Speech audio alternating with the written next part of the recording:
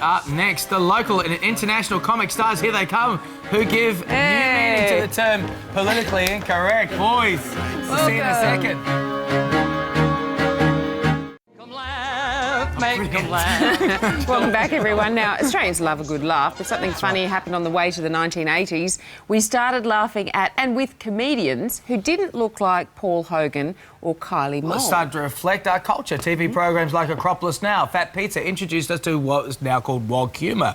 George Kapinaris, Joe Avati, Basile and Tahir are some of the best ethnic comics on the circuit, and they're now starring in a super show called Comicus Erectus.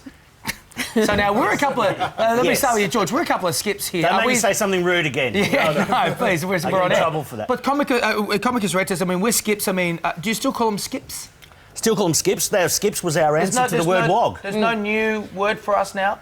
Well, no, we're turning into skips now. We're evolving into skips. We're all skips now because we live in this country, you know, and it doesn't matter where we're from. I thought we would be more becoming wogs, or is it all just becoming one thing? Well, we are a little bit, you know, to be Squads. Australian, it's not meat and three veg anymore, is it? You No. guys are eating sun-dried tomatoes and you're eating our eggplants. Are they your all the food that we gave, all the food that we never wanted to eat, you guys are We eating. love Paying it. a fortune for it. Absolutely, absolutely. There is a new word, it's called Christmas Island.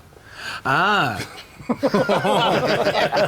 a good word. I always thought this would be a rather dangerous segment, but anyway. George, when you were growing up, did you see many other, you know, Italian, Greek, Turkish comedians out there?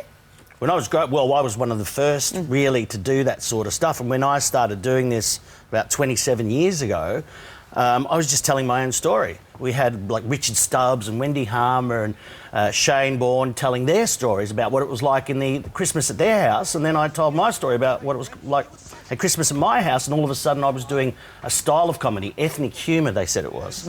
Oh, so that's what I do, ethnic humour. I'm just doing truth humour. I'm just talking about myself. Yeah, yeah. But there is a market there, and there's an audience that relates to my story. You guys really did pioneer that, though. It changed everything. The whole landscape of comedy changed because of it. Well, the people study Acropolis Now in universities now because it actually made it cool and safe to be with Italians and Greeks and Lebanese and Turks and what have you. You know, once upon a time we were the enemy, now we were the nice guys down the road. Yeah. For sure. And Joe, you're the world's #1 selling bilingual comedian. Yeah. Okay, does that mean that only some of the audience get the jokes? That means only Italians get the jokes. I started off doing comedy all in English at the Comedy Store. Then I had this idea of doing a bilingual show, and it took off around the world with all the Italians. And now I've come back to do shows like this. Because you're a superstar in Canada. Yeah, I did really well there. I had a couple of #1 albums and hold the record for the fastest selling show. Is there a large Italian community? Massive. Massive. And they have no idea that there's so many Italians here. You know, I mean, somebody had to build the prisons, didn't they? Now, Tahir, you guys push the envelope. Are we just too political? I mean, you just mentioned Christmas Island before. I mean, anything's open slather, or are we too politically correct now? Look, not in Australia so much. I think, you know, we take it... We just do truth humour. That's who we are. The Australian way is to take the mickey out of yourself. And that's what we're doing. And it's been great working with this guy. Joe's huge in Canada, and Alice Springs.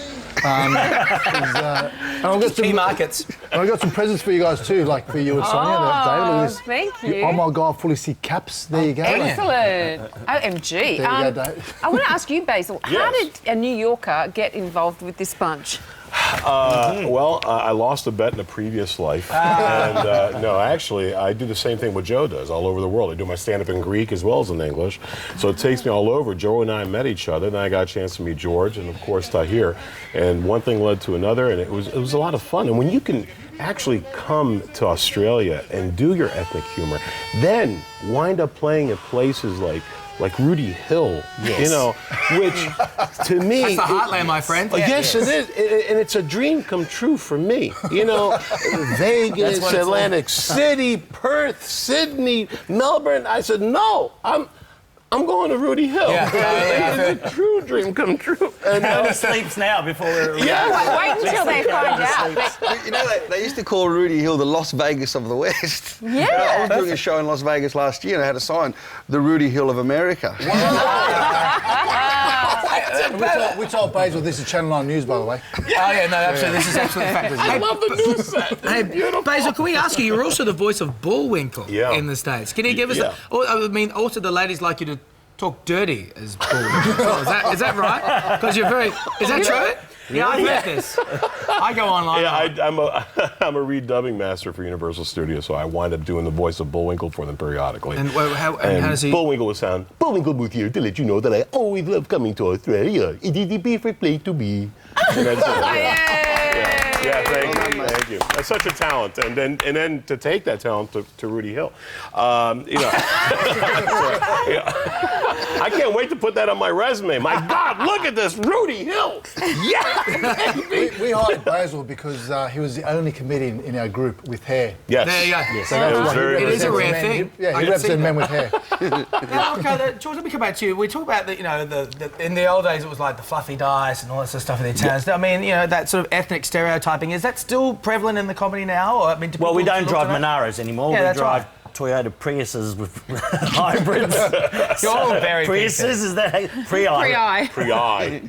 So, we're changing, we're evolving, and we were talking about kids before. You've had kids, we're having kids, and now we talk about that sort of thing, what it's like to be, like a second or third generation wog, rather than, straight off the boat. So apart from Rudy Hill, which obviously we're all looking at now and booking our tickets for, where else can we see you guys? Well, we're playing most of the RSLs, Burwood and Canterbury, Hillsford Park, Bankstown Sports. Great places. Yeah, they're actually great venues, and they're perfect for comedy because they're about 500-600 seats. They're nice and intimate, cabaret style, and you really can't get better rooms than that. And they've got tables and chairs. It's amazing. Fantastic. And pokies. We'll put details and a link to that on our website. Comicus Erectus. You don't Well want to miss said, that. Son. Yes. Thank you. Yes. The evolution of ethnic comedy. There we go. And it's not rude. It's Comicus Erectus is stand-up comedy. See what they did there? Scientifically. It's actually anthropologically right. Now I can. Yeah. But I dig when you say it. Now here's a bet.